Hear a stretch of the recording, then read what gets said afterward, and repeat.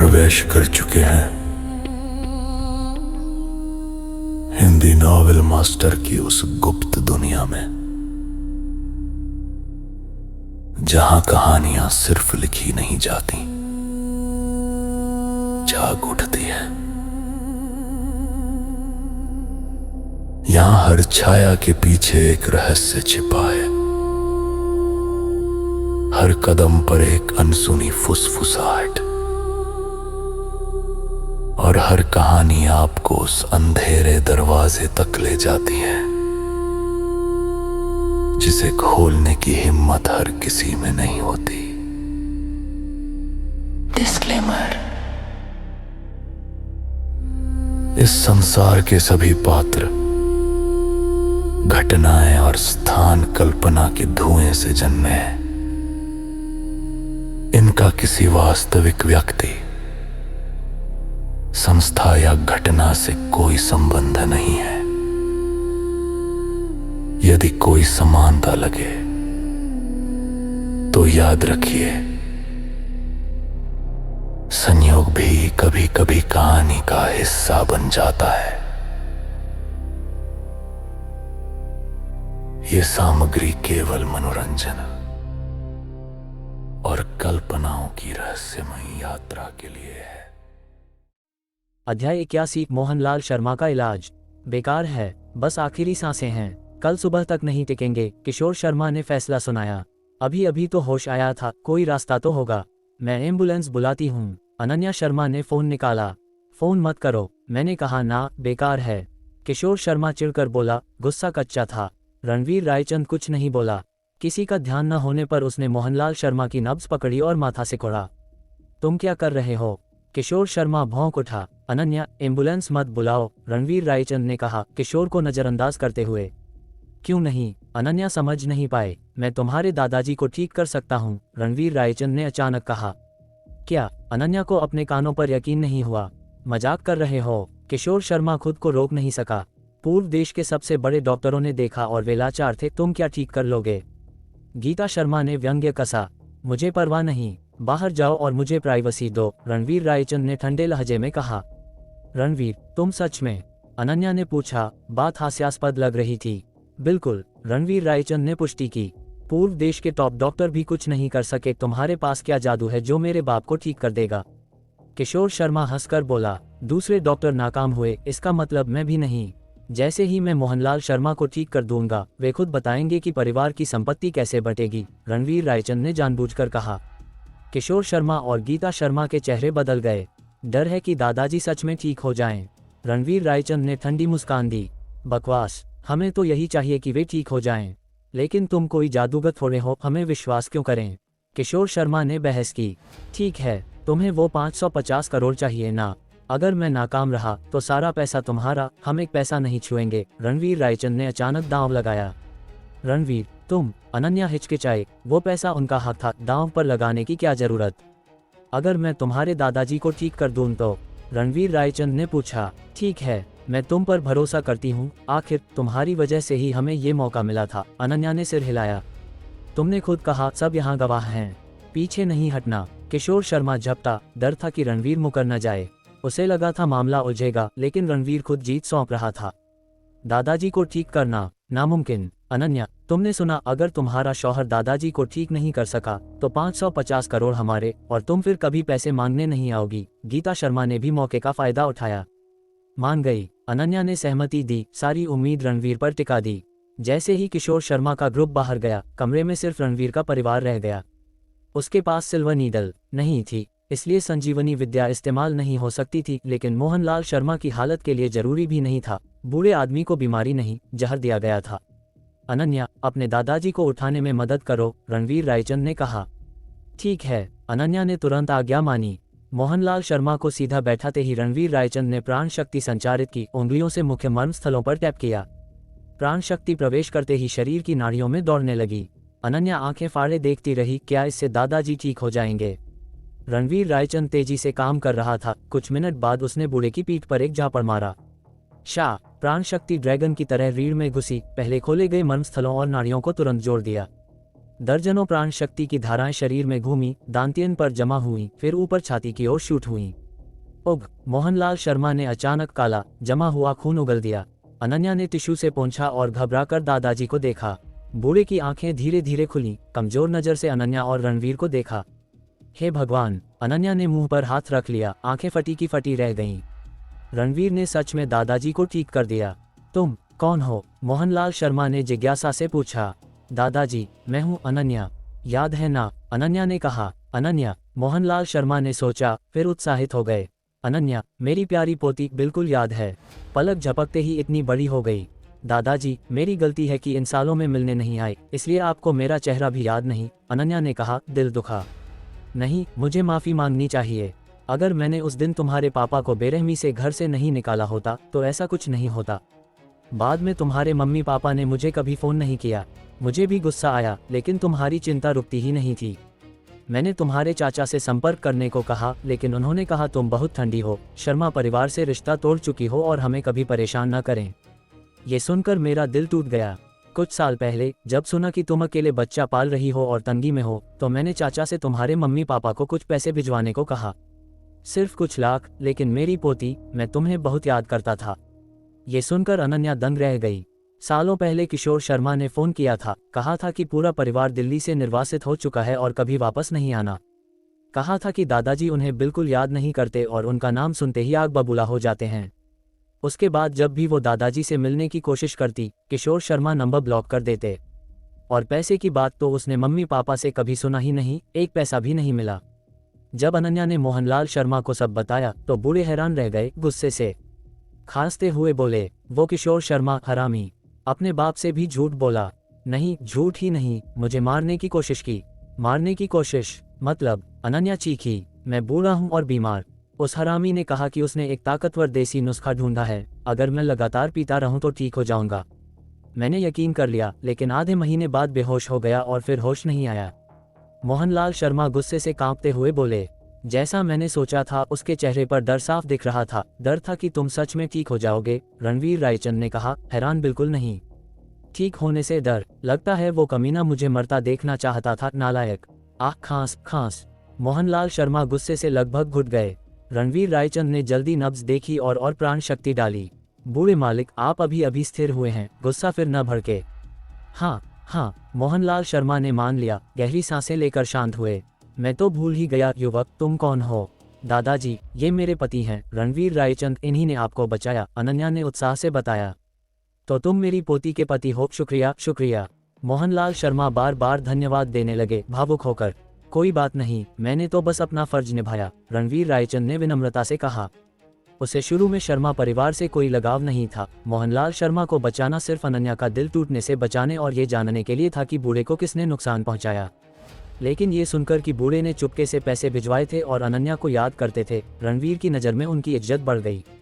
अध्याय 82, पूरी हार। दादाजी, ये रूही है, मेरी बेटी। अनन्या ने रूही को बुलाकर परिचय कराया। रूही, जल्दी प्रणाम करो पर दादाजी को। पर दादाजी, रूही ने आज्ञाकारी होकर कहा। अच्छा अच्छा, कितनी प्यारी बच्ची, इतनी समझदार।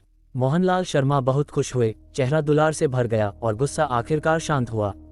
मेरा दामाद इतना हैंडसम और परपोती इतनी क्यूट। क्या गर्मजोशी भरा परिवार। मुझे नहीं पता था कि मरने से पहले ये नज़ारा देख पाऊंगा। मेरी कोई तमन्ना नहीं बाकी। मोहनलाल शर्मा भावुक होकर बोले। दादाजी, चूंकि रणवीर आपको ठीक कर सकता है, तो अब आप बिल्कुल ठीक रहेंगे और लंबी उम्र जिएंगे, अनन्या ने मुस्कुराते हुए कहा। ऐसा सोचने की हिम्मत नहीं, मोहनलाल शर्मा ने सिर हिलाया। वैसे अनन्या, तुम्हारे मम्मी पापा? अनन्या ने मोहनलाल शर्मा को सब बता दिया। सुरेश शर्मा और उसकी बीवी तो बस हरामी हैं। मोहनलाल शर्मा गुस्से से फट पड़े।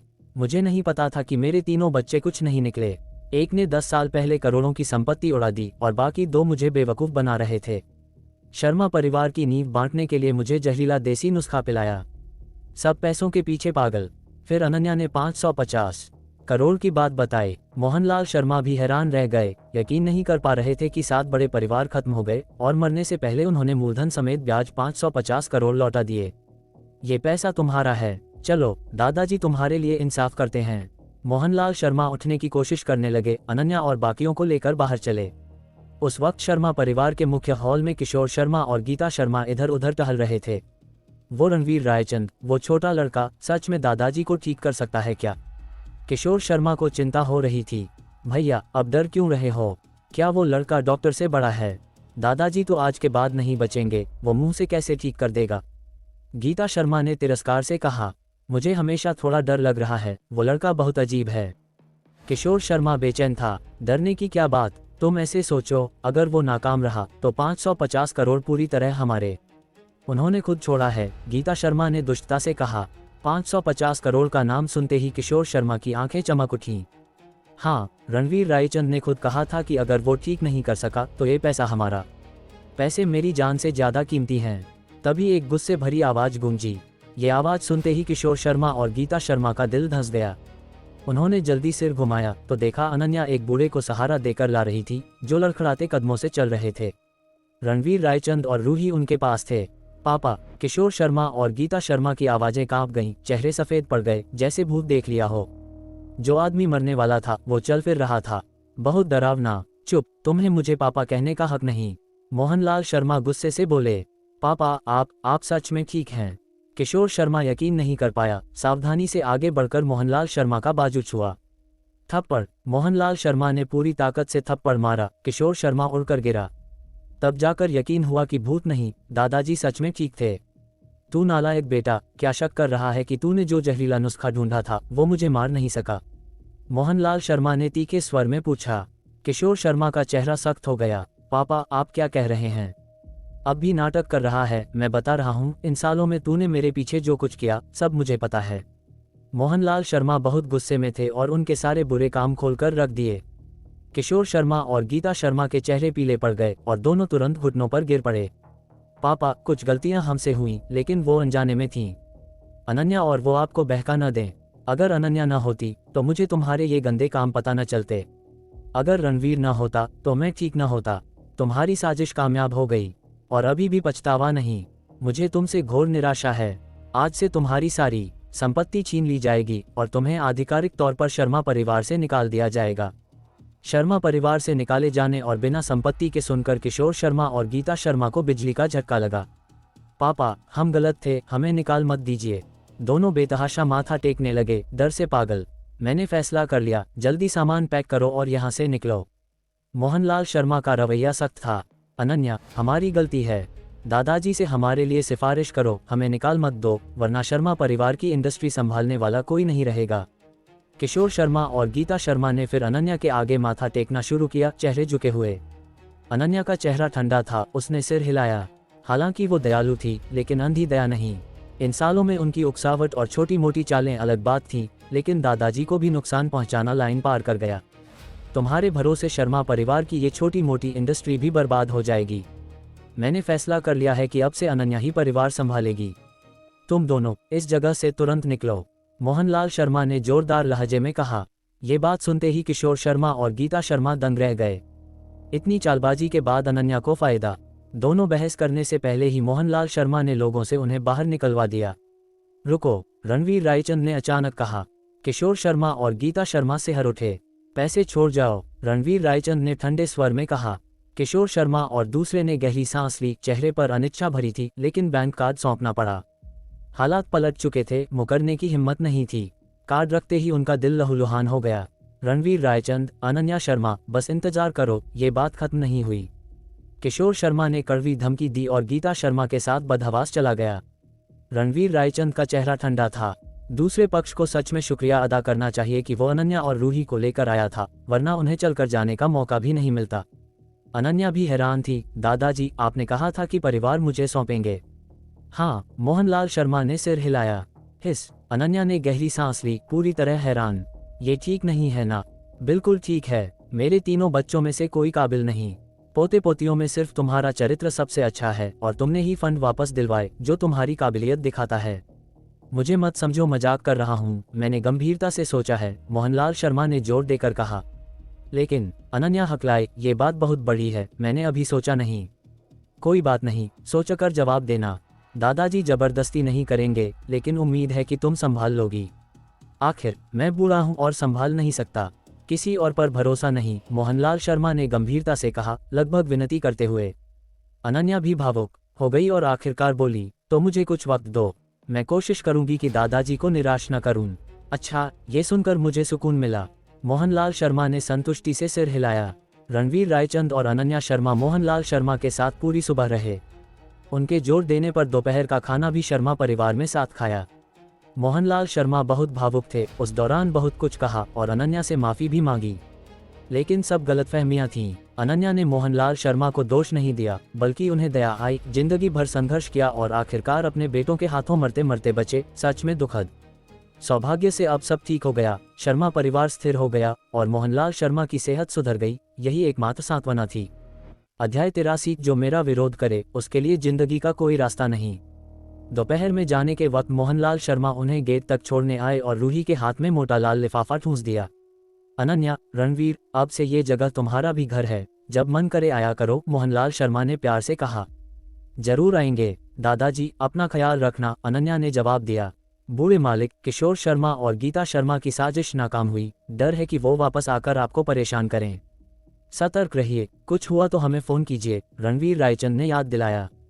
उनकी हिम्मत कैसे! उन दोनों का नाम सुनते ही मोहनलाल शर्मा का गुस्सा भड़क उठा। टैक्सी में बैठते ही अनन्या ने रियर व्यू मिरर से देखा कि मोहनलाल शर्मा सड़क किनारे खड़े थे, जाते हुए वाहन को निहारते हुए। उनकी बूढ़ी काया अकेलेपन में डूबी थी। अनन्या ने धीरे से आह भरी। दादाजी को जरूर बहुत अकेलापन लग रहा होगा। जिंदगी का उतार चढ़ाव समुद्र की लहरों जैसा है, उन्होंने काफी देखा है। चिंता मत करो, रणवीर रायचंद ने सांत्वना दी। अनन्या ने सिर हिलाया, उसके कंधे पर सिर टिका दिया। शर्मा परिवार में हुई सब घटनाओं के बाद वो चीजों को ज्यादा साफ देख रही थी। रणवीर, ये कार्ड ले लो, ये पैसा तो तुम्हारी वजह से ही मिला, अनन्या ने अचानक कहा। तुम असली शर्मा हो, ये तुम्हारा परिवार की संपत्ति का हिस्सा है। रखो, वैसे भी इतना ज्यादा नहीं, बाद में तुम्हें इससे कहीं बड़े रकम संभालनी है, रणवीर रायचंद ने लापरवाही से कहा।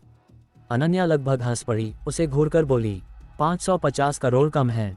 हाँ, रणवीर रायचंद ने सिर हिलाया। रणवीर, तुम्हें घमंड तो नहीं हो गया? 550 करोड़ से हम कई जिंदगियां आराम से काट सकते हैं। रणवीर रायचंद सिर्फ मुस्कुराया। अपनी संपत्ति छोड़ो, 7 बड़े परिवारों की बची इंडस्ट्री ही सैकड़ों अरब की थी। 550 करोड़ सच में छोटी रकम थी। होटल लौटते ही रणवीर रायचंद को विक्रम का फोन आया। दक्षिण प्रांत का प्रांतपति उससे मिलना चाहता था। दिल्ली में इतने दिन रहा और एक शब्द नहीं, अब 7 बड़े परिवार खत्म हुए तो मिलना चाहता है। रणवीर रायचंद की नज़र ठंडी हो गई। अनन्या को बताकर वो होटल से निकला। विक्रम पहले से नीचे कार में इंतजार कर रहा था। हॉल मास्टर, क्या आप सच में उससे मिलने जा रहे हैं?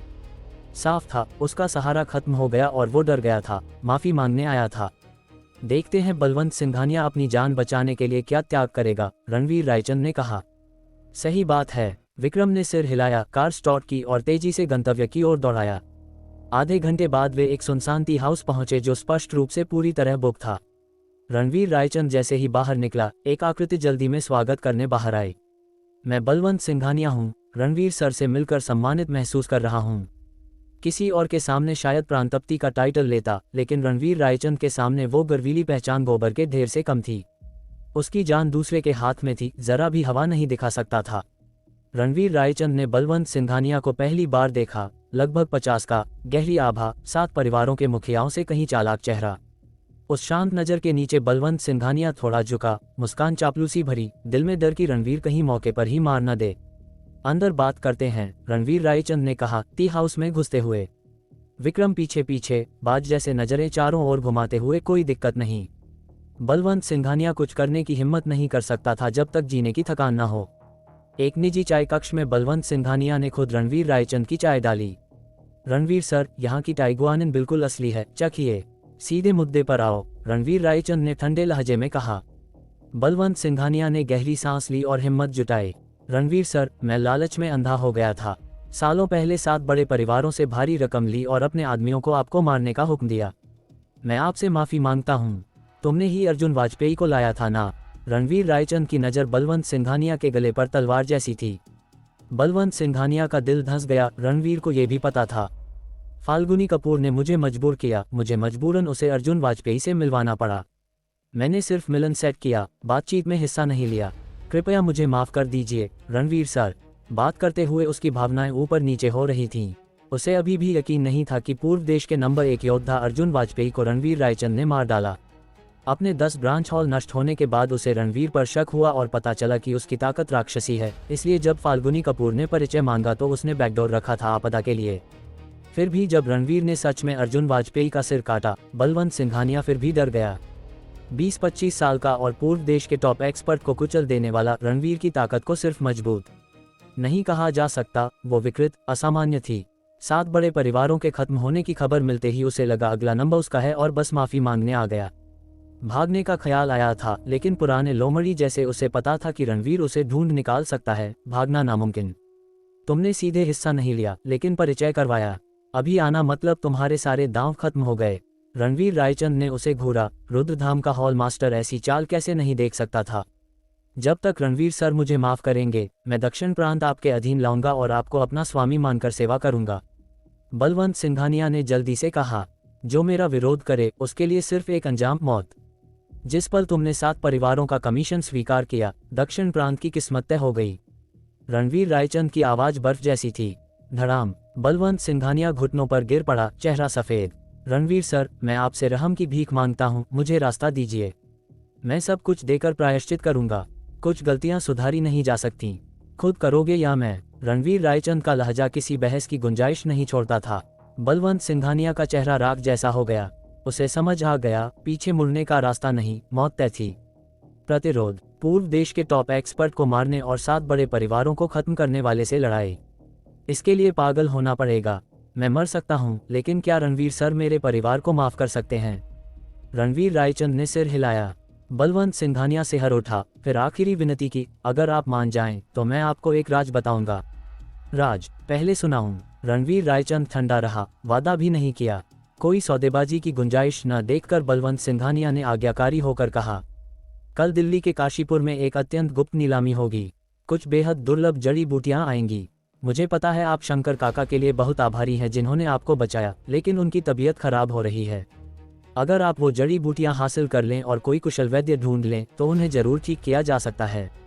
रणवीर रायचंद की आंखें सिकुड़ी। वो शंकर काका के लंगड़े पैर संजीवनी विद्या से ठीक कर सकता था। अंधी आंखें लौटाना भी मुश्किल नहीं, लेकिन ताकतवर जड़ी बूटियों से रिकवरी तेज हो जाएगी।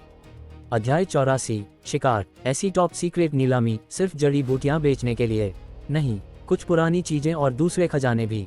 ये दिन की रोशनी में नहीं दिखाई जाती, इसलिए नीलामी बहुत गुप्त है। 7 बड़े परिवारों को भी पता नहीं। बलवंत सिंघानिया की बात सुनकर रणवीर रायचंद सोच में पड़ गया। बलवंत सिंघानिया बेचैनी से इंतजार करता रहा, जैसे अपनी किस्मत का फैसला सुनने को। ये खबर मेरे लिए न कुछ खास न बेकार, रणवीर रायचंद ने आखिरकार कहा। बूम। ये सुनते ही बलवंत सिंघानिया का चेहरा राख हो गया। हालांकि जिनका इसमें हिस्सा नहीं, वे जी सकते हैं। शामिल सभी लोग, एक भी नहीं बचेगा, रणवीर रायचंद ने जोड़ा। शुक्रिया रणवीर सर। बलवंत सिंघानिया ने माथा टेका। कम से कम दक्षिण प्रांत में कुछ बचे रहेंगे। कुछ मिनट बाद रणवीर रायचंद और विक्रम टी हाउस से निकल गए। बलवंत सिंघानिया ने खुद ही फैसला कर लिया और फिर कभी बाहर नहीं निकला। विक्रम ने पहले से ही दक्षिण प्रांत के लिए आदमी तैनात कर रखे थे। एक हुक्म से पूर्व देश की नंबर 1 ताकत इस तरह बिखर गई। 7 बड़े परिवारों के खत्म होने के बाद दक्षिण प्रांत भी मिट गया। 10 बड़े हॉल बनाकर पूरे दक्षिण पर कब्जा करने का सपना देखने वाला बलवंत सिंघानिया का इस जिंदगी का सबसे बड़ा सपना रणवीर रायचंद से टकराकर राख हो गया। पूर्व देश में अब कोई सरदार बेलगाम नहीं घूम सकता था। इसे स्वर्ग की ओर से न्याय कह सकते थे। दक्षिण प्रांत के नष्ट होने के बाद रणवीर रायचंद ने विक्रम से उस नीलामी की जड़ें तलाशने को कहा। दिल्ली में हो रही और 7 बड़े परिवारों को भी पता नहीं, इसके पीछे का मालिक साधारण नहीं लगता था। अगर सच में ताकतवर जड़ी बूटियां हो तो वो जाना नहीं छोड़ेगा। विक्रम नीलामी की तहकीकात करने गया। रणवीर रायचंद अकेला होटल लौटा। होटल का गेट पार करने से पहले उसे कुछ महसूस हुआ और कदम थम गए। पल भर में एक आवाज हवा में तैरती आई। देवलोक के लोग पहले से पूर्व देश में घुस आए हैं। कोई आश्चर्य न हो तो आज दिल्ली पहुंच जाएंगे। क्या उन्हें रोकें? आवाज एक औरत की थी, बहुत ठंडी, जैसे हिमालय की बर्फीली चोटी से आई हो, दुनिया से परे अकेलेपन से भरी।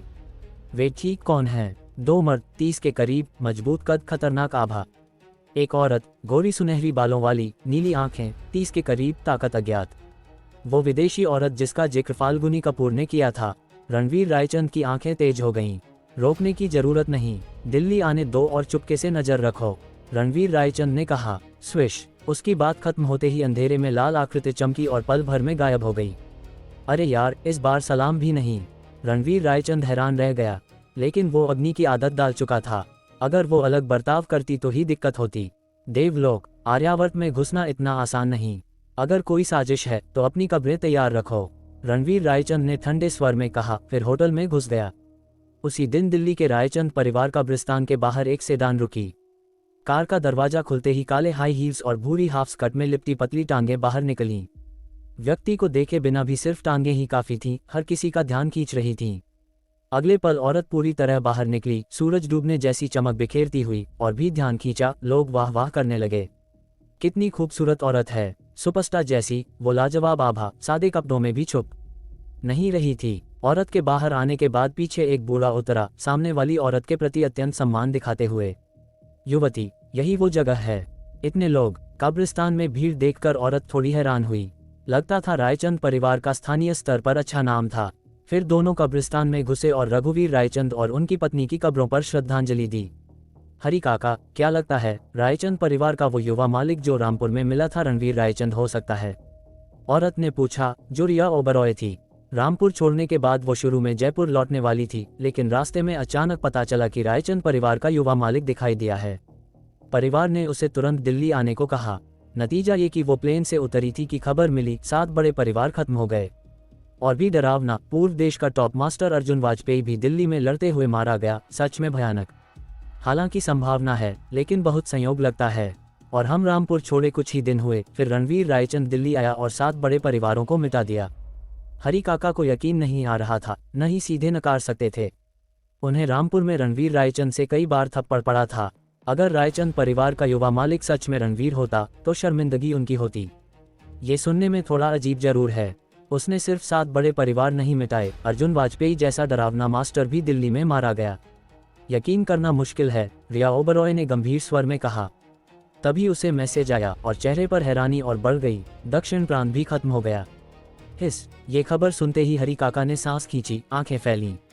7 बड़े परिवार, पूर्व देश का टॉप मास्टर अर्जुन वाजपेयी, दक्षिण प्रांत, कोई एक भी कम ताकतवर नहीं था जो पूरे इलाके को हिला दे। सब खत्म। बहुत डरावना। युवती, मुझे अब लगने लगा है कि दोनों रणवीर रायचंद एक ही हो सकते हैं, क्योंकि नरसिम्हा सदन को रणवीर रायचंद ने ही खत्म किया था और दक्षिण प्रांत से सिर्फ उसी का बैर था। आपके पास रणवीर रायचंद का नंबर है ना? फोन करके पूछ क्यों नहीं लेते? हरी काका ने सुझाया। रिया ओबरॉय ने सोचा, फिर सिर हिलाया। रामपुर में मैंने वादा किया था कि फिर परेशान नहीं करूंगी। अगर वो रायचंद परिवार का युवा मालिक नहीं हुआ तो क्या मैं अपना वचन तोड़कर उसे नीचा नहीं दिखा रही? तो अब क्या करें? 2 दिन और नजर रखते हैं और रणवीर रायचंद की पहचान और पक्की करने का मौका ढूंढते हैं। साथ ही परिवार की दी जानकारी के मुताबिक कल दिल्ली के काशीपुर में नीलामी होगी, जहां कुछ दुर्लभ जड़ी बूटियां नीलाम हो सकती हैं। ये मेरे दादाजी को बचाने का आखिरी मौका हो सकता है, इसलिए मुझे जाना ही होगा। रिया ओबरॉय ने फैसला किया। रणवीर रायचंद ने पूरा दिन अनन्या और रूही के साथ बिताया। पुराने दुश्मनों से निपटारे के बाद दिल का भारी बोझ आखिरकार उतर गया और वो बहुत हल्का महसूस कर रहा था। 7 बड़े परिवारों की बची इंडस्ट्री के लिए उसके दिमाग में पहले से प्लान था। अनन्या शर्मा, हालांकि, शांत नहीं रह पा रही थी। अचानक 550 करोड़ का मालिक बनना, वो पूरा दिन हिसाब लगाती रही कि कैसे खर्च करे, कितने में घर ले, कितने में गाड़ी। सब प्लान कर डाला, यहाँ तक कि रूही की आने वाली पढ़ाई भी। अनन्या को व्यस्त और खुश देखकर रणवीर रायचंद की अपराधबोध आखिरकार कम हुई। उसने उसे बहुत तकलीफ दी थी पहले। रात का खाना खत्म होने तक ही रणवीर रायचंद को अग्नि का मैसेज मिला। देवलोक के लोग दिल्ली पहुंच गए हैं और एक व्यक्ति उसके होटल की ओर बढ़ रहा है। मुझे मारने आ रहा है। रणवीर रायचंद की आंखें ठंडी हो गईं। आखिरकार हुक्म दिया, पकड़ो और मेरा इंतजार करो। ... उस वक्त गहरी रात थी। खाली सड़क पर एक काली सेडान दौड़ रही थी। अंदर कौन था कोई नहीं जानता, लेकिन कार में रहस्यमय और खतरनाक आभा भरी थी, जैसे रात में शिकार करने वाला शिकारी। और अंदर वाला ये भी नहीं जानता था कि उसकी लोकेशन पहले से खुल चुकी है और अंधेरे में एक जोड़ी ठंडी आंखें उसे घूर रही हैं। अध्याय 85 देवलोक का मकसद। Swish swish. तभी रात के आकाश से 2 तेज ठंडी सुइयां निकली और पल भर में दोनों साइड टायरों पर लगी। परफेक्ट निशाना, जरा भी चूक नहीं। परफेक्ट निशाना, जरा भी चूक नहीं। बाल जैसी पतली सिल्वर सुइयां भयानक ताकत से रबर को छेदती हुई निकल गईं, 2 धीमी धड़ाक की आवाज के साथ। आराम से दौड़ती सेडान अचानक जोरदार स्किड में चली गई। Swish swish. दूसरी तरफ से भी 2 सीटी बजाती धाराएं आईं।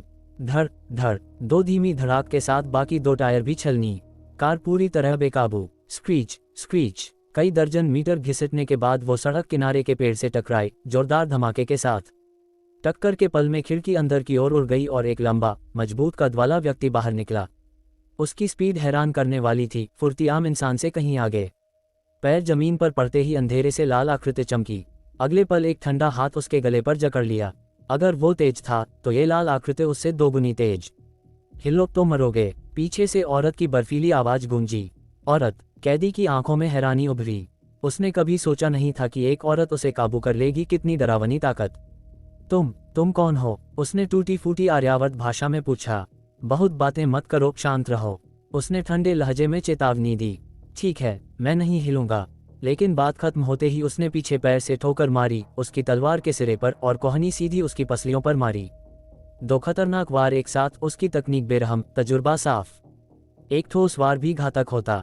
उसकी रिएक्शन बिजली जैसी थी। दाहिना पैर साइड में हटा और ठोकर हवा में लगी। धड़ाम। डामर पर आधा सेंटीमीटर गड्ढा हो गया। मकड़ी के जाले जैसे दरारें फैल गईं। डरावनी ताकत। उसी पल उसने गले से खींचकर उसे कई मीटर दूर कार से टकराया। उसकी उठती कोहनी को कार के दरवाजे में दे मारा। धड़। कोहनी खिड़की तोड़ती हुई अंदर घुसी। कांच के टुकड़े उड़े। Crunch crunch. नुकीले कांच ने चमड़ी चीर दी। दर्द से चीख निकली और बाजू से खून बहने लगा। धड़ाम। उसे कार से सटाकर पूरी तरह जकड़ लिया। मरना चाहते हो? उसने पूछा, आवाज में जरा भी गर्माहट नहीं। मुझे मत मारो, दर्द से चीखा। उसके मुकाबले वो बौना था, चेहरा तक नहीं देख पाया। हेडलाइट्स की रोशनी पड़ी। एक कार पास आकर रुकी। दरवाजा धड़ाम से खुला और एक आकर्षक युवक बाहर निकला। रणवीर रायचंद। रणवीर ने जीभ चटकाए। अग्नि हमेशा की तरह बेरहम, इस मजबूत दैत्य को हिला भी नहीं पा रहा। शाबाश, वो पास आते हुए बोला। और देर करते तो मैं इसे जहनुम भेज देती, उसने ठंडे लहजे में कहा। तुम लोग कौन हो? विदेशी कैदी गर्जा। इसे यहाँ लाओ, रणवीर ने हुक्म दिया। अग्नि ने उसे घसीटकर रणवीर के सामने घुटनों पर बैठाया। एक हाथ अभी भी गले पर, जरा हिला तो मौत। सिर ऊपर करो, देखो मैं कौन हूँ, रणवीर ने बर्फीले स्वर में कहा। आदमी ने सिर उठाया, सांस रोकी। तुम रणवीर रायचंद हो? चूंकि मुझे पहचानते हो, बताओ देवलोक के लोग दिल्ली में क्या कर रहे हैं? रणवीर ने पूछा। तुम्हें हमारी हरकतें पता हैं?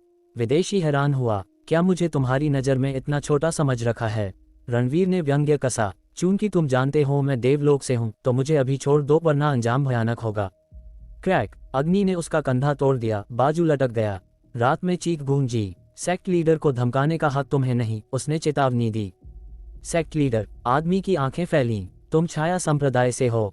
रणवीर रायचंद के अधीन सबसे गुप्त ताकत अफवाहें थीं, लेकिन किसी बाहरी ने कभी सदस्य नहीं देखा। देवलोक को भी सिर्फ इतना पता था कि वो है, और कुछ नहीं। सवाल मत पूछो, मेरे जवाब दो, रणवीर ने याद दिलाया। रणवीर रायचंद, 10 राज्य गठबंधन को खत्म करने के बाद तुमने हर पक्ष से वादा किया था, रक्तभूमि में रिटायर हो जाओ और कभी बाहर मत निकलना। तुम वचन तोड़ रहे हो। वो समझौता आर्यावर्त ने किया था, मैंने नहीं। मुझे किसी की इजाजत की जरूरत नहीं, रणवीर ने गर्व से कहा। तुम संतुलन बिगड़ोगे, नया संघर्ष शुरू होगा, सब इसमें घसीटे जाएंगे, यहाँ तक कि साम्राज्य। संघर्ष? रणवीर ने व्यंग्य किया। देवलोक से? मैंने 10 राज्य गठबंधन को बिना डरे कुचला। देवलोक क्या चीज है? ये आर्यावर्त की जमीन है। यहाँ साजिश करने वाला पहले मुझसे, रणवीर रायचंद से पूछे। वक्त बदल गया है, तुम्हारा रुद्रधाम अब सर्वोच्च नहीं। देवलोक को कम मत समझो, भारी कीमत चुकानी पड़ेगी, मजबूत आदमी ने धमकी दी। क्रैक। अग्नि ने बिना हिचके दूसरा कंधा तोड़ दिया। पसीना छूट गया। जरा कमजोर होता तो बेहोश हो जाता। वक्त बर्बाद करना बंद करो। आखिरी मौका। दिल्ली में क्यों आए हो? रणवीर ने ठंडे स्वर में पूछा। मार सको तो मारो, मारना बेकार है। चुप रहे तो हर हड्डी तोड़कर देवलोक वापस भिजवाऊंगा, दुनिया देखेगी, रणवीर ने धमकी दी। नहीं, रुको, मैं बताता हूँ। हम जेड पेंडेंट के लिए आए हैं। डर ने उसे जकड़ लिया। ऐसी बेइज्जती से देवलोक की सारी इज्जत उतर जाती। कौन सा जेड पेंडेंट? रणवीर की आंखें तेज हुईं। तुम्हारे रायचंद परिवार के पास एक जेड पेंडेंट है जो एक टॉप सीक्रेट प्लान से जुड़ा है, उसी के लिए आए हैं। विस्तार से अभी, रणवीर ने हुक्म दिया। सब कार में है, पूरा डोजियर अंदर, खुद देख लो। अग्नि उसे कार की ओर घसीटने लगी। अग्नि, रुको। खतरा महसूस कर रणवीर चीखा और आगे झपटा। मेरे साथ मरो, आदमी गरजा। टूटी उंगलियों से जेब में स्विच दबाया।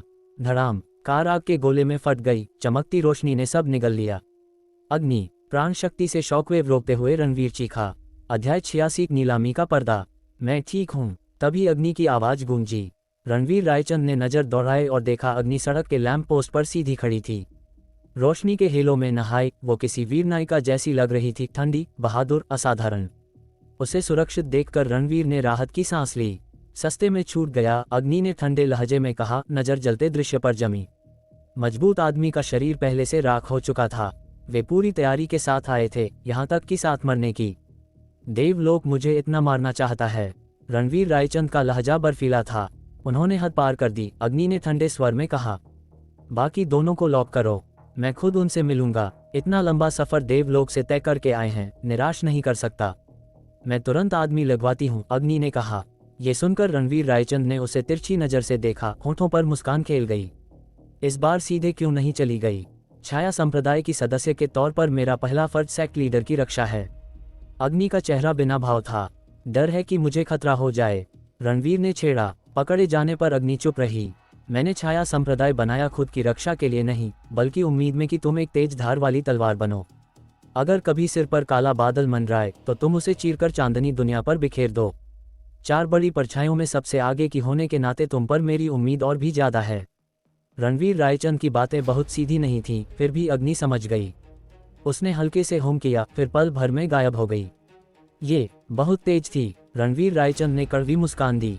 इस दुनिया में अग्नि को उससे बेहतर कोई नहीं समझता था, इसलिए कभी कभी वो विक्रम और बाकियों से जैसे बात करता था, अग्नि से वैसी नहीं कर सकता था।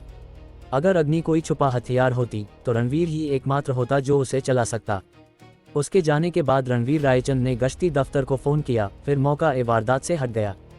देवलोक ने सिर्फ 3 लोग भेजे थे, लेकिन कोई साधारण नहीं। मजबूत आदमी कमजोर सिर्फ इसलिए लग रहा था क्योंकि मुकाबला अग्नि से था। उसकी अपनी ताकत अंतर्शक्ति स्तर तक पहुंच चुकी थी, अर्जुन वाजपेयी जितनी नहीं, लेकिन दूर भी नहीं। एक साथ 2 ऐसे एक्सपर्ट भेजना दिखाता था कि देवलोक इस ऑपरेशन को कितनी गंभीरता से ले रहा था। और अग्नि ने जो सुनहरी बालों वाली, नीली आंखों वाली औरत का जिक्र किया, वो लगभग निश्चित रूप से वही थी जो सालों पहले फाल्गुनी कपूर से मिली थी। अगर वो मार्शल आर्टिस्ट थी तो उसकी ताकत मजबूत आदमी से ज्यादा होती, अगर नहीं भी तो कोई खास धार जरूर होती। देवलोक साधारण जगह नहीं, न साधारण ताकत। होटल सीधे लौटने की बजाय रणवीर रायचंद पास की एक मिल्क टी शॉप में जा बैठा। उस गोरी औरत से आज ही मिलना था, वरना चैन नहीं पड़ता।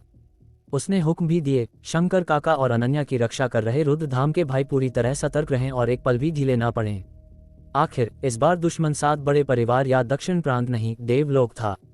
दुश्मन ने बॉम्ब वाला हत्यारा तक प्लांट किया था। ये दिखाता था कितने बेरहम हैं। Ranveer Raichand milk tea shop में आधे घंटे से ज्यादा बैठा रहा। शुरू में वो अकेला ग्राहक था, जगह इसलिए चुनी थी क्योंकि खाली थी। अब औरतों से भरी पड़ी थी, किशोरियां से लेकर 40 की उम्र तक। ये जरूरी नहीं कि उसकी वजह से हो, लेकिन कई ग्रुप पहले से बात छेड़ चुके थे। उसने हर एक को मना कर दिया। तभी उसका फोन वाइब्रेट हुआ। अग्नि का देखकर तुरंत उठाया। दोनों गायब हो गए। मैंने छाया संप्रदाय के हर सदस्य को शिकार पर लगा दिया, कोई निशान नहीं, जैसे हवा में गायब हो गए। तलाश जारी है। अग्नि की आवाज ठंडी थी। गायब। रणवीर रायचंद ने माथा से कोड़ा। ट्रैकिंग में छाया संप्रदाय रुद्रधाम से कहीं आगे था, फिर भी निशान खो दिया। और अग्नि का हवा में गायब कहना मतलब ये साधारण नाकामी नहीं, सच में अदृश्य हो गए। देवलोक के ऑपरेटिव्स को पता चल गया होगा कि पीछा हो रहा है और साथी की नाकामी के बाद छुप गए। रणवीर सोच में पड़ गया कि उन्होंने छाया संप्रदाय की नज़र से बचने के लिए क्या तरीका अपनाया। मुझे यकीन है वे अभी दिल्ली में हैं। मैं उन्हें ढूंढ लूंगी, अग्नि ने लोहे जैसे यकीन से कहा। रणवीर को उसकी काबिलियत पर शक नहीं था, लेकिन शिकार में वक्त लगता था, वक्त जो शायद उनके पास न हो। दुश्मन और क्या चाल चल सकता था पता नहीं। एक और कॉल आई। अग्नि, विक्रम को जरूरत है, बाद में फोन करूंगा। उसने विक्रम की लाइन पर स्विच किया। रिपोर्ट, हॉल मास्टर, नीलामी का पर्दाफाश कर दिया।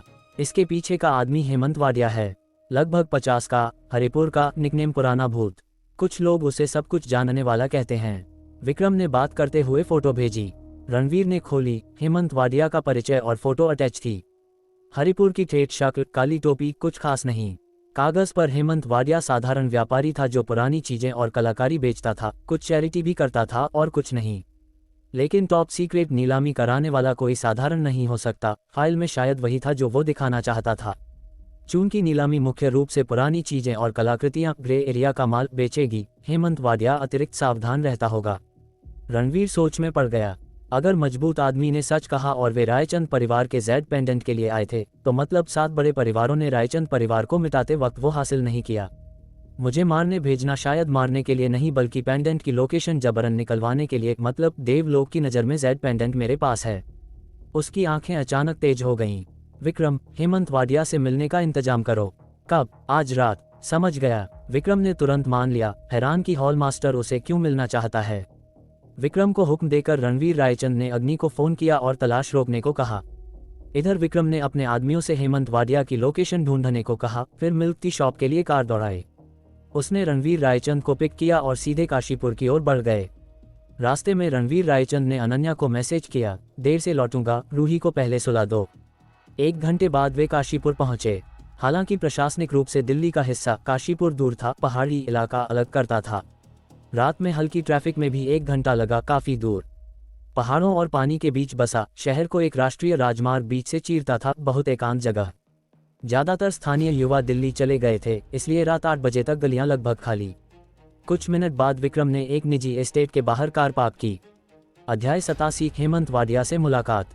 किसे ढूंढ रहे हो? गाड़ी जैसे ही रुकी, अंधेरे से कई जवान निकले, सतर्क स्वर में पूछते हुए। हम हेमंत वाडिया से मिलने आए हैं, विक्रम ने कहा। तुम कौन हो भाई? टैटू वाले सरदार ने गुर्राते हुए पूछा, चेहरा बेहद खूंखार। जानने की जरूरत नहीं, बस दरवाजा खोलो। विक्रम को तमाशा करने की फुर्सत नहीं थी। नाम नहीं बताया, अंदर घुसोगे? भागो यहाँ से, टैटू वाले ने दहाड़ लगाए। मुसीबत मत मोल लो, दरवाजा खोलो अभी, विक्रम ने चेतावनी दी। लगता है झगड़ा करने आए हो। टैटू वाले ने विक्रम को धक्का मार दिया। नादान। विक्रम ने बाहर निकली बाजू पकड़ी और पीछे मुड़कर तोड़ दी। आह! उसकी चीख गूंज उठी। रफा दफा हो जाओ। विक्रम ने जोर का झटका दिया और उसे उड़ा दिया। रहम न किया होता तो बाजू टूट जाती। इन पर टूट पड़ो, वह चिल्लाया। साथ ही आगे बढ़े। अगले ही पल अनगिनत काले कपड़ों वाले आदमी रात के अंधेरे से निकल आए। उनकी हत्या की नीयत से हवा जम गई। छोटे मोटे गुंडे पीले पड़ गए, हिलने की हिम्मत नहीं हुई। दंडित सरदार की आंखें फटी की फटी रह गईं। इतने सारे काले कपड़ों वाले, मौत की बू आती हुई, बेहद डरावने। हिलो मत, विक्रम ने चेतावनी दी और दरवाजा जोर से धकेलकर खोल दिया। हॉल मास्टर, आप पहले। रणवीर रायचंद अंदर चले गए। कुछ ही पल बाद पूरा दल कंपाउंड के दूसरे तल पर पहुंच गया। जो भी रुकावट डालने की कोशिश करता, रुद्र सेना उसे कुचल देती। शानदार हॉल में एक अधेड़ उम्र का आदमी चमड़े के सोफे पर लेटा था। 2 सुंदरियां उसे मालिश कर रही थीं। धड़ाम, दरवाजा टूटकर खुला। सोफे पर लेटा आदमी डर के मारे उछल पड़ा और नए आए लोगों को घूरने लगा। तुम लोग कौन हो? वह बोलते हुए टेबल की ओर लपका। वहां एक पिस्तौल पड़ी थी। स्विश, विक्रम ने अधीनस्थ से खंजर छीना और हवा में उछाल दिया। झनाक, उसके उंगलियां बंदूक को छू पाती। खंजर ने बैरल काट डाला और टेबल में धंस गया।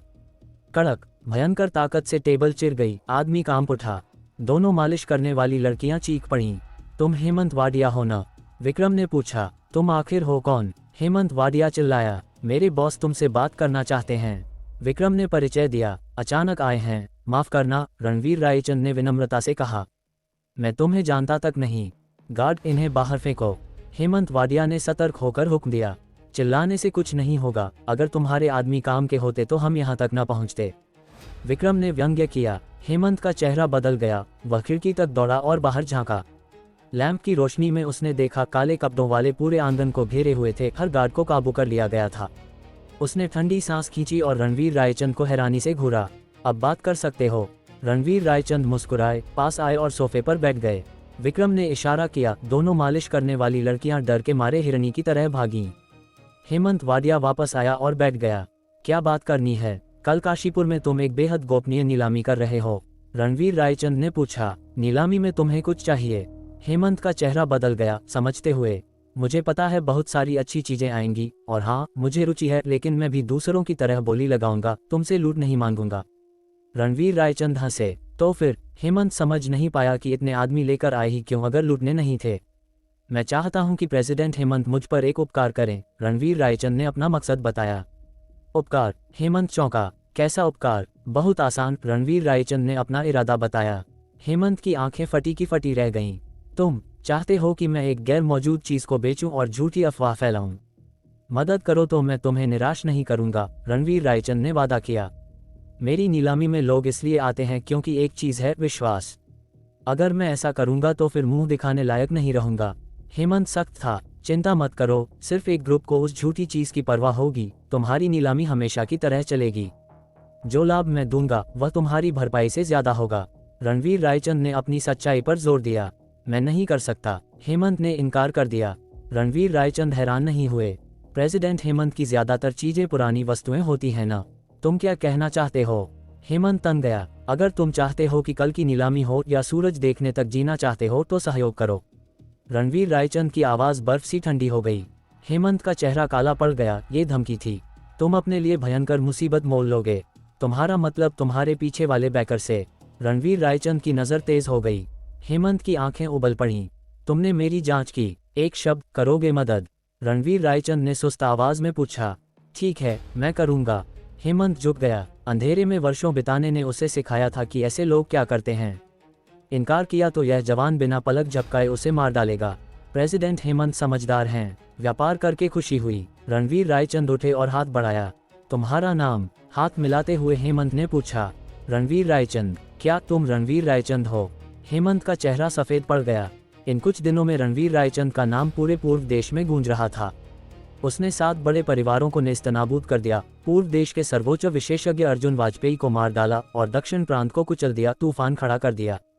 हेमंत ने अपने विशाल नेटवर्क से सब सुना था। कभी सोचा न था कि आने वाला यही रणवीर रायचंद होगा। उसका हाथ कांपने लगा। मुझे विश्वास है प्रेसिडेंट हेमंत सचमुच वचन के पक्के हैं। रणवीर रायचंद मुस्कुराए और मुड़कर चले गए। हल्की सी बात ने हेमंत के दिल में खौफ भर दिया। मतलब साफ था, धोखा दिया तो परिणाम अकल्पनीय होंगे। हेमंत ने रुकी हुई सांस छोड़ी। दिल अभी भी धड़क रहा था। कंपाउंड के बाहर रणवीर रायचंद ने विक्रम को हेमंत पर नजर रखने के लिए आदमी तैनात करने का हुक्म दिया। उसे यकीन था हेमंत धोखा नहीं देगा, लेकिन पुराने लोमड़ी के साथ सावधानी जरूरी थी। देवलोक से किसी को फंसाने की यह योजना सफल होगी या नहीं, इसी पर निर्भर था। वापसी की ड्राइव में विक्रम रुक नहीं सका। हॉल मास्टर, तुम्हें कैसे पता कि हेमंत का कोई बैकर है? अंदाजा लगाया, रणवीर रायचंद ने लापरवाही से कहा। क्या अंदाजा? विक्रम की आंखें फटी रह गईं। यह जवाब उसने बिल्कुल नहीं सोचा था। हरिपुर का रहने वाला पूर्व देश में नीलामी चलाए बिना किसी ताकतवर बैकिंग के उसे तो निगल लिया जाता। रणवीर रायचंद की आंखों में चमक आए। अध्याय 88। सारे राक्षस और दानव आ पहुंचे। बात तो सही है, विक्रम ने खुलकर प्रशंसा की। तुमने जो खुफिया जानकारी जुटाई उससे लगता है हेमंत वाडिया किसी बड़े आदमी या ताकतवर संगठन का मोहरा है। रणवीर रायचंद ने विश्लेषण किया। मतलब बड़े लोग अपना मुंह नहीं दिखाना चाहते, इसलिए किसी को आगे करके गंदा काम करवाते हैं। विक्रम हैरानी से बोला। कुछ ऐसा ही। रणवीर रायचंद ने सिर हिलाया। तो उसके पीछे कौन हो सकता है? कोई भी हो, जब तक हमसे नहीं उलझे। मैं तो हेमंत वाडिया से बस छोटी सी मदद मांग रहा हूँ। रणवीर रायचंद ने शांति से कहा। लेकिन हॉल मास्टर, अगर हेमंत वाडिया सिर्फ मोहरा है तो उसके पीछे वाला बेहद ताकतवर होगा। क्या उसे नीलामी से पैसे की जरूरत होगी? बलवंत सिंघानिया ने कहा था न कि यह बेहद गोपनीय नीलामी है। चीजें अनमोल हैं, कमीशन ही अरबों में होगा। वैसे भी शायद सिर्फ पैसे की बात न हो, रणवीर रायचंद ने रहस्यमय लहजे में कहा। तो फिर क्या? विक्रम की उत्सुकता फट पड़ी। हमारा उनसे क्या लेना देना? सुरक्षित ड्राइव करो, कल बड़ा दिन है। रणवीर रायचंद ने आंखें बंद कर लीं। अगर पैसे के लिए नहीं तो नीलामी क्यों? दान के लिए। विक्रम बड़बड़ाया, हैरान। जैसे ही रणवीर रायचंद होटल लौटे, एक खबर चुपके से फैलने लगी। कल काशीपुर की नीलामी में दिल्ली के रायचंद परिवार से जुड़ा एक खजाना आएगा। फौरन सबका ध्यान खींच लिया। खास तौर पर रिया ओबरॉय ने सुना तो तुरंत जांच भेजी। भरोसेमंद रिपोर्ट आई कि रायचंद परिवार से जुड़ी चीज एक जेड पेंडेंट है। रायचंद परिवार का जेड पेंडेंट उस वक्त किसी को नहीं मिला था। रिया ओबरॉय खुशी से उछल पड़ी और फौरन परिवार को सूचना दी। परिवार का जवाब एक वाक्य था, हर कीमत पर रायचंद परिवार का जेड पेंडेंट हासिल करो, इसकी अहमियत सर्वोपरि है।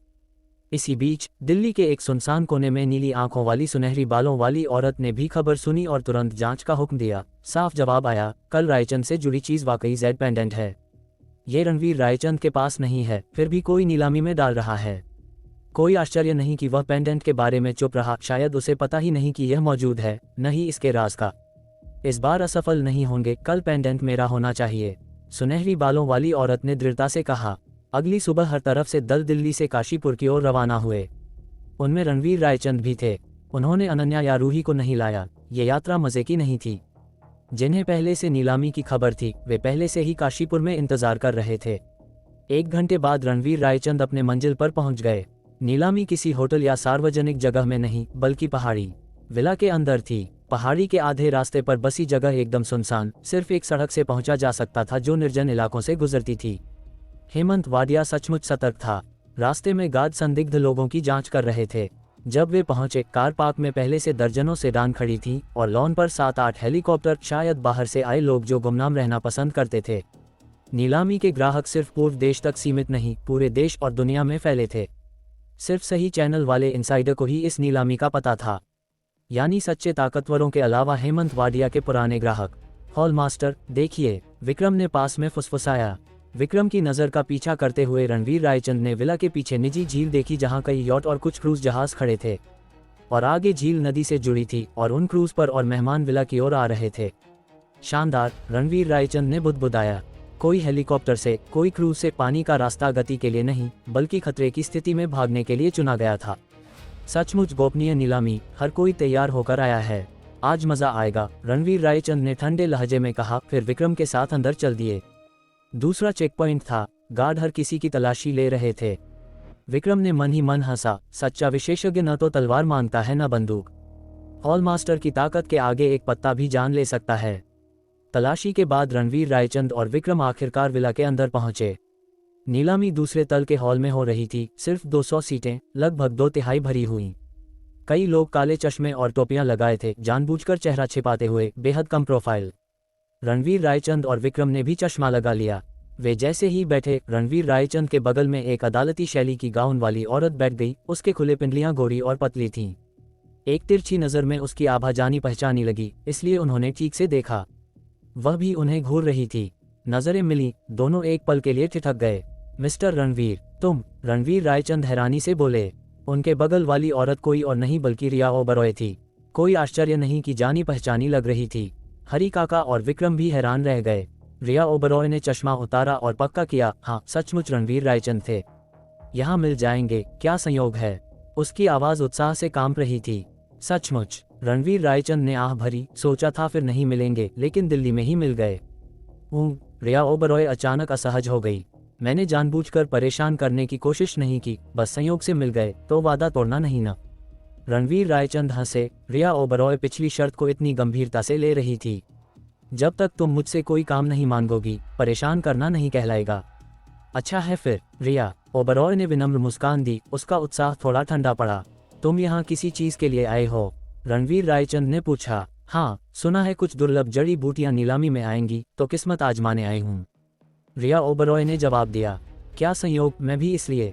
रणवीर रायचंद ने कड़वी मुस्कान दी। रिया ओबरॉय पलक झपकाए। क्या किस्मत इतनी खराब हो सकती है? उसने उत्सुकता से पूछा। मिस्टर रणवीर, तुम्हें जड़ी बूटियों की जरूरत किस लिए?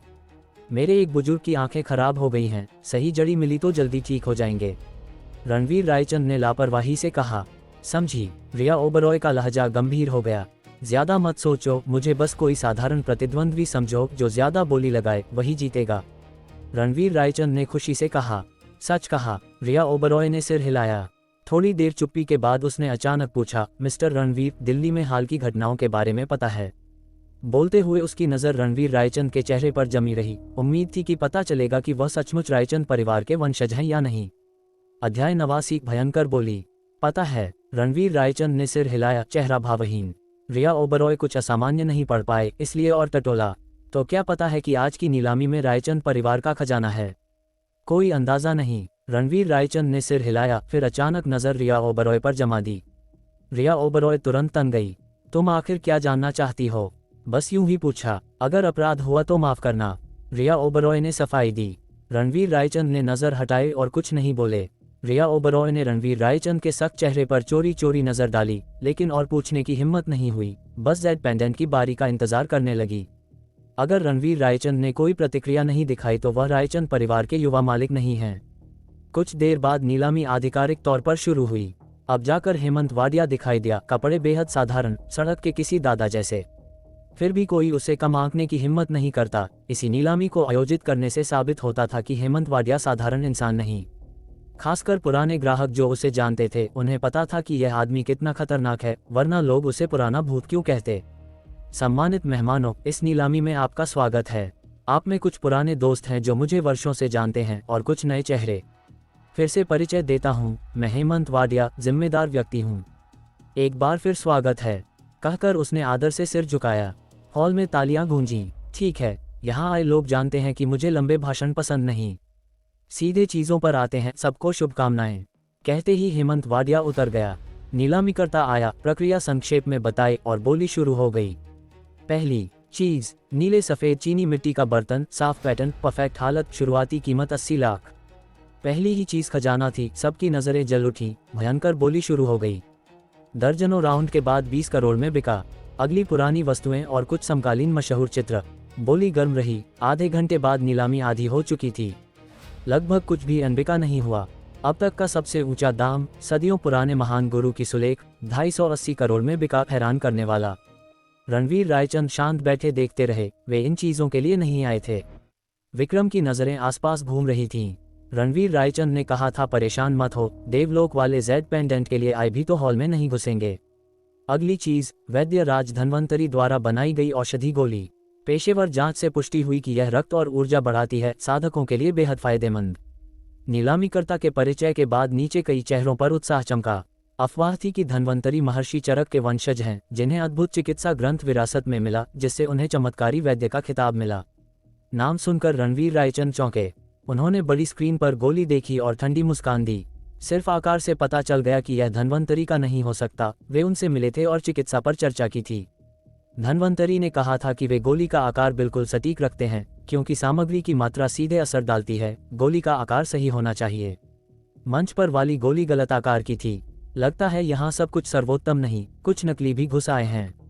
रणवीर रायचंद को तथाकथित जड़ी बूटियों पर से विश्वास उठ गया। हेमंत वाडिया आखिर चालाक व्यापारी था। अगर निर्दयी न होता तो लोग उसे पुराना भूत क्यों कहते। फिर भी शायद पूरी तरह नकली नहीं, बस किसी कम कुशल वैद्य ने बनाई होगी। असर औसत होगा। बोली लगाने वाले बता नहीं पा रहे थे। धन्वंतरी अब बुजुर्ग हैं, दशकों से एकांत में, कोई सत्यापित नहीं कर सकता। धन्वंतरी की बताई गई यह गोली 50 लाख से शुरू। नीलामीकर्ता ने चिल्लाया, 50 लाख। रणवीर रायचंद की आंखें सिकुड़ी। ये पुरानी वस्तुओं या महान कृतियों जितनी नहीं, लेकिन कीमत पहले से ऊंची थी। आखिर धन्वंतरी समकालीन है और गोली एक खास बाजार के लिए।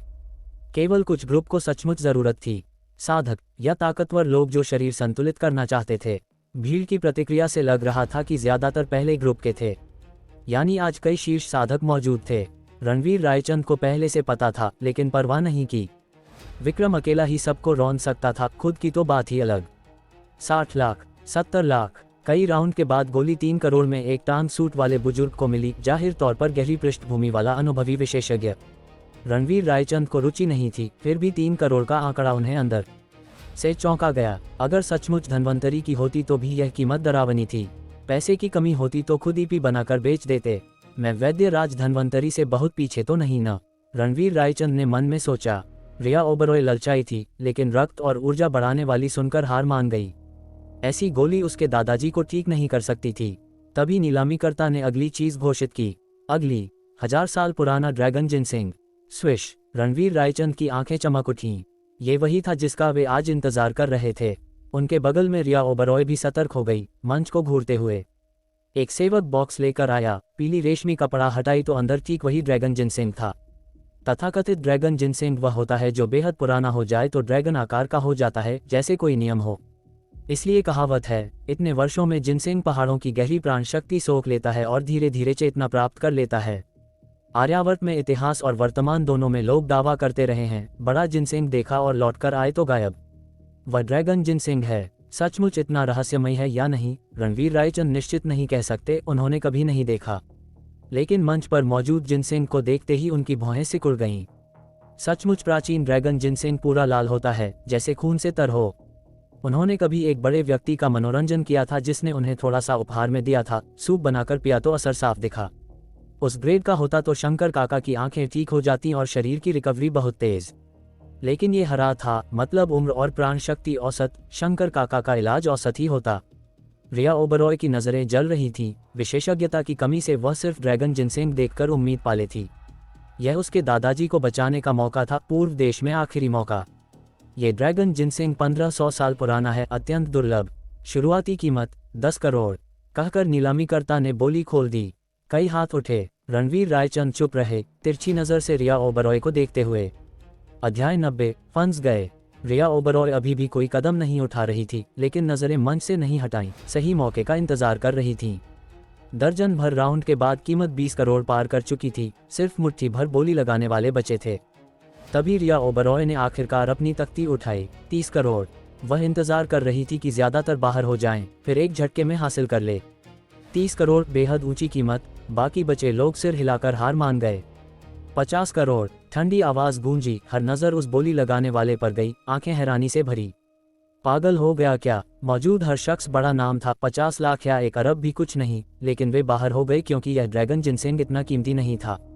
रखो या बेचो, दोनों तरफ घाटा। 30 करोड़ की एक बोली ही चौंकाने वाली थी, अब 50 करोड़। एक झटके में 20 करोड़ की छलांग बेहद हैरान करने वाली। रिया ओबरॉय ने बगल की ओर देखा। बोलने वाला कोई और नहीं बल्कि रणवीर रायचंद थे। आखिरकार मैदान में उतरे। मुझे हराने पर तुले हैं। रिया ओबरॉय ने चुपके से सांस ली, खुद को शांत रखा। चूंकि रणवीर रायचंद ने कहा था कि निष्पक्ष मुकाबला होगा, तो मुकाबला शुरू। 55 करोड़। 80 करोड़। रणवीर रायचंद ने साफ और दृढ़ आवाज दी। रिया ओबरॉय ने उन्हें घूरा, फिर 20 करोड़ की छलांग। 1 अरब। रिया ओबरॉय ने खुद को संभाला और फिर चिल्लाए। दादाजी के लिए, परिवार के लिए, पूर्व देश की इस आखिरी उम्मीद के लिए वह हारेगी नहीं। लगभग ठीक, रणवीर रायचंद ने मन में बुदबुदाया और फिर बोली नहीं लगाए। 1 अरब पहली बार। 1 अरब दूसरी बार। रिया ओबरॉय हैरानी से उन्हें घूरती रही। यह क्या कर रहे हैं? भयंकर बोली के बाद अचानक रुक गए। 1 अरब तीसरी बार। बिका। इस महिला को बधाए। हथौड़ा पड़ा। ड्रैगन जिनसेंग 1 अरब में ठोक दिया गया। रिया ओबरॉय अभी भी सुन्न थी, रणवीर रायचंद को पूरी हैरानी से देखती हुई। तुम ड्रैगन जिनसेंग के लिए नहीं आए थे। किसी को बचाने की जरूरत नहीं थी। तुम ज्यादा बेताब लग रही थी तो तुम्हें दे दिया। रणवीर रायचंद मुस्कुराए। रिया ओबरॉय चिल्लाना चाहती थी, तो कीमत क्यों बढ़ाते रहे? उससे करोड़ों अतिरिक्त देने पड़े। हालांकि ओबरॉय परिवार जयपुर का शीर्ष था, लेकिन पैसे पेड़ पर नहीं उगते। शुक्रिया। रिया ओबरॉय अंदर से खिसियाई, फिर भी विनम्र शब्द कह गई। गुस्से के बावजूद सचमुच शुक्रिया अदा करना पड़ रहा था, उनके बिना वह नहीं जीत पाती। कोई बात नहीं, रणवीर रायचंद ने सपाट कहा। उनके बगल में विक्रम भी हैरान था। हॉल मास्टर शंकर काका को बचाने के लिए ये दुर्लभ जड़ी नहीं चाहते थे। कई बार बोली लगाकर अचानक रुक गए। रिया ओबरॉय से उनका रिश्ता दोस्ती का भी नहीं, अचानक उपकार देना हॉल मास्टर के स्वभाव में नहीं। सवालों से भरा हुआ, लेकिन रिया ओबरॉय के सामने पूछ नहीं सकता था। मंच के पास अपनी सीट से हेमंत वाडिया भी पहले तो हैरान था, लेकिन पिछली रात रणवीर रायचंद की बात याद आई। सहयोग किया तो कुछ लाभ मिलेगा, सब साफ हो गया। रणवीर रायचंद जानबूझकर आग भड़का रहे थे। 20-30 करोड़ की ड्रैगन जिनसेंग 1 अरब में बिकी। अतिरिक्त 70 करोड़ वही वादा किया लाभ था। ऐसा सोचकर उसने भीड़ में रणवीर रायचंद को देखा, आंखें कृतज्ञता से भरी। प्रशंसा भी चमकी। इतने जवान, फिर भी इतने चालाक, किसी और के हाथ से फूलों का गुलदस्ता पेश करना। रणवीर रायचंद का दांव शानदार। यह नीलामी अब अंत के करीब। आखिरी चीज एक जेड पेंडेंट है। मुख्य आकर्षण। रणवीर रायचंद की आंखों में तेज चमक आए। विक्रम ने तुरंत सतर्कता बढ़ाई, हर दिशा पर नजरें जमा दी। देखेंगे कि देवलोक वाले खुद को कैसे दिखाते हैं। जल्दी ही एक सेवक लकड़ी का बॉक्स लेकर मंच पर आया। सब उत्सुकता से देख रहे थे। इस बॉक्स में दिल्ली के 8 बड़े परिवारों में से एक रायचंद परिवार की पैतृक जेड है। सचमुच दुर्लभ पुरानी वस्तु, नीलामीकर्ता ने जोर जोर से घोषणा की। दिल्ली के रायचंद परिवार की पैतृक जरूर असाधारण होगी। हॉल में उत्साह की लहर दौड़ी। रिया ओबरॉय भी उत्साहित हो गई, चुपके से रणवीर रायचंद को देखती हुई। रणवीर रायचंद भावहीन रहे, कोई प्रतिक्रिया नहीं। लगता है सचमुच रायचंद वंशज नहीं, वरना सीधा पूछने में असहज होता। मंच पर नीलामीकर्ता प्रशंसा गा रहा था। हेमंत वाडिया अपनी कुर्सी से उठा। वह समझ नहीं पा रहा था कि रणवीर रायचंद ऐसा नाटक क्यों करवा रहे हैं। क्या मतलब है? थोड़ी देर नाटक करना ठीक, लेकिन हमेशा दिखाने को तो जेड है ही नहीं। कड़क कड़क। उसी पल हॉल की हर रोशनी शॉर्ट सर्किट हो गई, बुरी तरह टिमटिमाने लगी। कुछ झूमर तो फट गए, चिंगारियां उड़ने लगीं। पूरी नीलामी में अफरा तफरी मच गई। वे आ गए, विक्रम ने ठंडे स्वर में कहा। तन गया, देवलोक से मुकाबला मतलब भयंकर दुश्मन। रणवीर रायचंद शांत रहे, उनसे पूर्ण आत्मविश्वास की आभा निकल रही थी। स्विश, एक आकृति तीर की तरह उड़ी, कांच तोड़ते हुए धड़ाम से मंच पर पहुंची। सेवक कुछ कर पाती, बॉक्स छीन लिया गया। वह डर से चीख पड़ी। वे रायचंद परिवार की जेड के लिए आए हैं। रिया ओबरॉय चिल्लाए। अब जब आ गए हो तो जाने का सोचना भी मत। विक्रम हरकत में आया, लेकिन रणवीर रायचंद ने पीछे खींच लिया। जल्दबाजी मत करो। विक्रम हैरानी से घूरा। वे खुद को दिखा चुके, अभी क्यों नहीं पकड़ते? इंतजार करो। रणवीर रायचंद ने सिर्फ इतना कहा और कोई स्पष्टीकरण नहीं। हमलावर बिजली की गति से बॉक्स छीनकर पलक झपकते नीलामी हॉल से बाहर उड़ गया। हेमंत वाडिया स्तब्ध था। क्या यही वह लोग थे जिनके लिए रणवीर रायचंद ने जाल बिछाया था? जो भी थे, ताकत डरावनी थी, सुरक्षा की परतें चीर कर आए बिना किसी अलार्म के। ऐसी शक्ति बेहद भयानक। हेमंत को पता होता कि वे देवलोक से हैं तो डर से बेहोश हो जाता। दुनिया के 3 बड़े निषिद्ध क्षेत्रों में से एक, अगर इतनी सुरक्षा नहीं भेज सकते तो आज तक बने न रहते। हमलावर के जाने के बाद ही रणवीर रायचंद ने कहा, अब चलो। वे उठे और रिया ओबरॉय के सिर के ऊपर से छलांग लगा दी। आखिरकार और इंतजार नहीं कर सकते थे। विक्रम जोश में था। आखिरकार देवलोक से मुलाकात होगी, उनकी ताकत परखने का वक्त। हरी काका, पीछा करो, किसी और को रायचंद परिवार की जैद नहीं लेने देंगे। रिया ओबरॉय ने तुरंत हुक्म दिया। स्विश, रणवीर रायचंद जमीन पर उतरे, इतनी अचानक रुके कि विक्रम टकराते टकराते बचा। उन्होंने रिया ओबरॉय को घूरा हत्यारी नजर से। रिया ओबरॉय भी रायचंद जैद ललचा रही थी। रिया ओबरॉय से हर गई। रणवीर रायचंद ने कभी इतनी ठंडी हत्यारी नजर से नहीं देखा था। मिस्टर रणवीर, तुम, वह हकलाए। वाक्य पूरा होने से पहले रणवीर रायचंद मुड़े और विक्रम को लेकर फौरन चल दिए। देवलोक पहले वे बड़ी मछली थे जिसका वे सावधानी से इंतजार कर रहे थे। रिया ओबरॉय से बाद में निपट लेंगे। अध्याय 91। बोलो वरना मरो। विला से बाहर निकलते ही रणवीर रायचंद ने ऊपर देखा और दूर जंगल में एक आकृति भागती दिखी। चालाकी पीछा करने के डर से गाड़ी भी नहीं ली। अपनी ताकत पर जंगल में घुसकर भाग रहे हैं, भागने का सबसे आसान रास्ता। कम भक्त, मुझे कुछ भाई बाहर तैनात करने चाहिए थे। विक्रम ने जल्दी में कोसा। ऐसा किया होता तो सांप को सतर्क कर देते। रणवीर रायचंद ने डांटा। देवलोक के एजेंट इतने सतर्क हैं। पहला जासूस मारा गया तो बाकी 2 गायब हो गए। छाया संप्रदाय भी नहीं ढूंढ सका। अगर पहले से विला के आसपास आदमी तैनात किए होते तो देवलोक को जाल का पता चल जाता। मछली कैसे फंसती? विक्रम को तर्क समझ आया, लेकिन वह बेचैन था। हॉल मास्टर, वह आकृति अब गायब हो चुकी। नीलामी में पकड़ लेते तो रोक सकते थे, अब कभी नहीं पकड़ पाएंगे। हमेशा जल्दबाज। चूंकि मैंने उन्हें चिन्हित कर दिया है, भाग कैसे सकते हैं? चलो, रणवीर रायचंद ने ठंडे स्वर में कहा और गायब आकृति का पीछा करते हुए दौड़े। क्या हॉल मास्टर के पास अभी भी कोई गुप्त इक्का है? विक्रम सोचता हुआ पीछे दौड़ा। रणवीर रायचंद की ताकत से बिना किसी बैकअप के भी आगे निकल सकते थे, बस जरूरत नहीं पड़ी थी। लेकिन पूरी गति से दौड़ने से पहले ही विक्रम पीछे हौंफने लगा। हॉल मास्टर सचमुच बहुत तेज थे। अपनी ताकत से विक्रम साथ नहीं रख पा रहा था। तभी रणवीर रायचंद को संदेश मिला। उनके होठों पर हल्की मुस्कान आई। विक्रम, बड़ी मछली जाल में है, जल्दी करो। दर्जन भर मिनट बाद रणवीर रायचंद और विक्रम घने जंगल के अंदर पहुंचे। हफ हफ, विक्रम जोर जोर से हौंफ रहा था। आराम करने से पहले उसकी नजर खाली जगह पर गई। लगभग 10 काले युद्ध वर्दी वाले लोग, आभा ठंडी। एक अलग थी, लाल ड्रेस वाली औरत, सबसे ठंडी मौजूदगी। विक्रम को भी उससे हत्यारी धमकी महसूस हुई और अंदर से सिहर गया। 10 के चेहरे पर पर्दा था, चेहरा नहीं दिख रहा। उसे और हैरानी हुई 2 कैदियों से विदेशी, एक हट्टा कट्टा आदमी और सुनहरी बालों वाली नीली आंखों वाली पश्चिमी औरत। नीलामी से भागा मस्कुला हमलावर वहां खड़ा था, बॉक्स थामे हौंफ रहा था। देवलोक के चूहों पकड़े गए, विक्रम ने व्यंग्य किया। सेक्ट लीडर को नमस्ते, 10 ने एक स्वर में कहा। Sect leader? विक्रम चौंका। ये छाया संप्रदाय के हैं। उसके अंदर उत्साह उमड़ा। छाया संप्रदाय और रुद्रधाम दोनों रणवीर रायचंद की शक्तियां थीं, अलग अलग काम करती। दुनिया को रुद्रधाम का पता था, छाया संप्रदाय मुट्ठी भर लोगों को ही पता था। कोई बाहरी व्यक्ति ने कभी इसके सदस्य नहीं देखे थे। विक्रम भी, जो रुद्रधाम में अष्टनाग राजाओं में से एक था, और रणवीर रायचंद के ठीक नीचे, छाया संप्रदाय से कभी नहीं निपटा, इसके लोगों को कभी नहीं देखा। उसकी उत्सुकता श्रद्धा में बदल गई थी। अब समझ आया कि हॉल मास्टर इतने शांत क्यों थे। छाया संप्रदाय लक्ष्य पर नजर रखे हुए था। पहले आदमी को मारा होता तो औरत का पता कभी न चलता। छाया संप्रदाय कमाल का है और हॉल मास्टर उससे भी ज्यादा। उनकी रणनीति हमेशा तेज होती है। विक्रम ने मन में तारीफ की। शाबाश, रणवीर रायचंद ने अग्नि से कहा।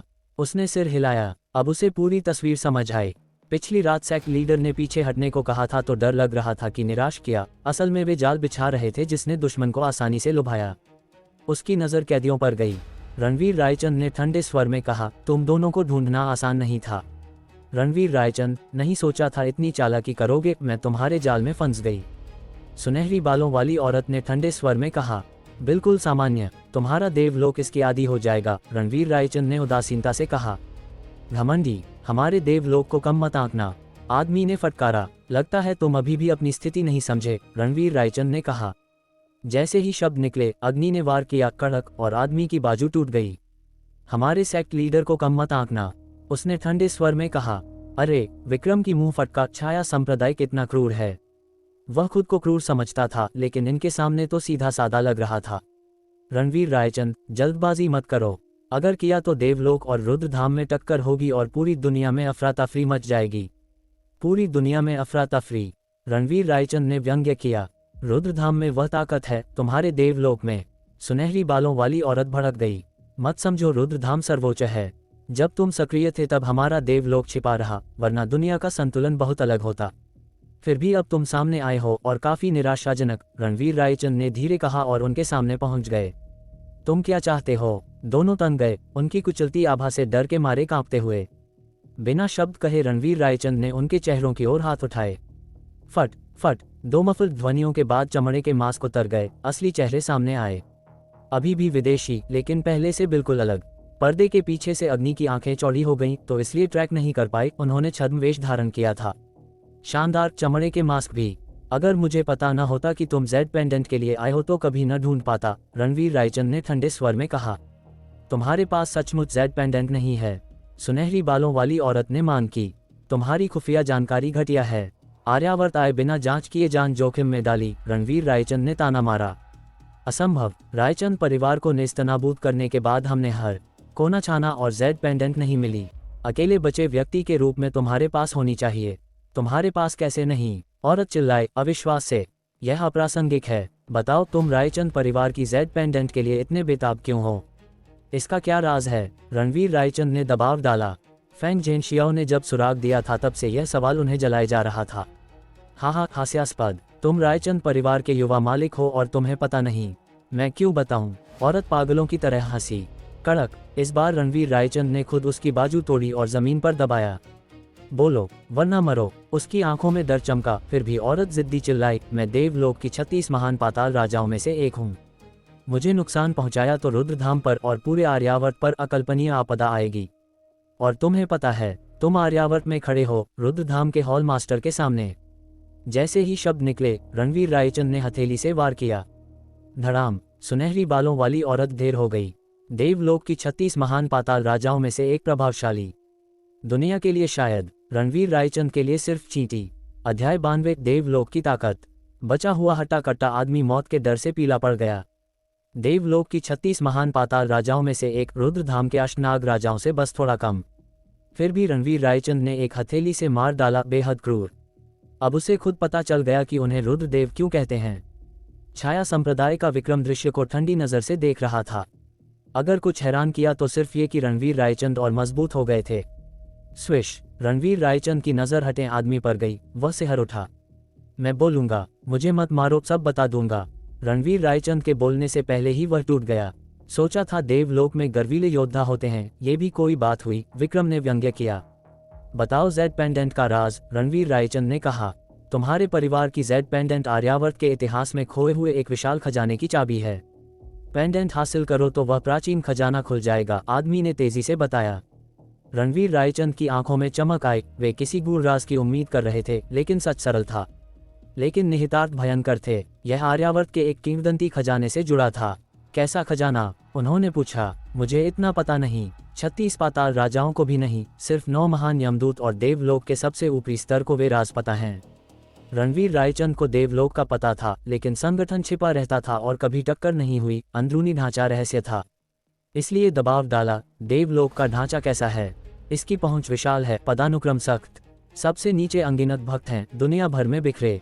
वे साधारण नागरिक लगते हैं, यहाँ तक कि दफ्तर जाने वाले, लेकिन एक हुक्म पर देवलोक की मशीनरी के पुर्जे बन जाते हैं। उनके ऊपर क्षेत्रीय भक्तों की निगरानी करने वाले दिव्य पुजारी हैं। पुजारी भक्त मास्टर्स को जवाब देते हैं, जिनकी संख्या 1000 से कम है। भक्त मास्टर्स के ऊपर 36 पाताल राजा हैं, मुख्य शक्ति धारक। 9 महान यमदूतों में से हर एक 4 राजाओं को कमांड करती, उनके 4 रक्षक की तरह। यमदूतों के ऊपर अंतिम व्यक्ति, देवताओं का स्वामी। लेकिन देवलोक के प्राचीन महल के गहराई में, कहा जाता है, और भी भयानक प्राणी है, हालांकि मैं पुष्टि नहीं कर सकता। पूछताछ की सजा मौत है, उसने गंभीरता से खत्म किया। कबूल करना उनके नियम के खिलाफ था, लौटने पर मौत निश्चित। वह सिर्फ कुछ और सांसें चाहता था। जानकारी के लिए शुक्रिया, लेकिन तुम्हारे देवलोक ने हद पार की। मैंने कसम खाई थी कि मेरे परिवार के विनाश में शामिल हर व्यक्ति मरेगा। रणवीर रायचंद की हथेली गिरी। धड़ाम। आदमी अकड़ गया और ढेर हो गया। इतना तामझाम सिर्फ देवलोक के लिए? एक पाताल राजा और 2 भक्त मास्टर भेजे, बस वार्म अप के लिए भी कम। मुझे लड़ने का मौका ही नहीं मिला, विक्रम ने शिकायत की। तुम्हारा मौका आएगा, रणवीर रायचंद ने हल्के से कहा। सेक्ट लीडर, वह पाताल राजा शक्ति राजा स्तर में प्रवेश कर चुका था, 9वें चरण का चरम प्रमुख उपलब्धि राजा, अग्नि ने रिपोर्ट दी। क्या? विक्रम की आंखें फट गईं, वह विदेशी औरत प्रमुख उपलब्धि राजा थी। हिस, अकल्पनीय। साधना के 9 चरणों में 7वां चरण राजा बनाता है, 9वां शक्ति देव स्तर का द्वार खोलता है। 9वें चरण का चरम राजा देवता से 1 कदम दूर। अगर विक्रम लड़ा होता तो जीत मुश्किल होती, शायद बराबरी पर खत्म। उसने अग्नि को देखा, जिसने प्रमुख उपलब्धि राजा को रोका और फिर भी अंतर्शक्ति स्तर वाले को काट डाला। छाया संप्रदाय पागल है। विक्रम की असहजता देख रणवीर रायचंद को दया आई, उन्हें उसके सीमा का पता था और नमक छिड़कना नहीं चाहते थे। दुर्भाग्य से अग्नि की नजरें सिर्फ रणवीर रायचंद पर थीं और उसे सावधानी की परवाह नहीं। 36 पाताल राजा अगर हर एक प्रमुख उपलब्धि राजा है तो ये पहले से ही डरावना है, रणवीर रायचंद ने ठंडे स्वर में कहा। रुद्रधाम के अष्टनाग राजा भी राजा हैं, लेकिन संख्या कम। अग्नि अकेली कई राजाओं के बराबर है। फिर भी छाया संप्रदाय और रुद्रधाम 2 अलग शक्तियां हैं। इसके अलावा देवलोक में अभी 9 महान यमदूत हैं, निश्चित रूप से 36 राजाओं से मजबूत। उनके खिताब से लगता है कि यमदूत शक्ति देव स्तर तक पहुंच चुके हैं। 9 शक्ति देव स्तर विशेषज्ञ अब सिर्फ चौंकाने वाला नहीं, बल्कि डरावना।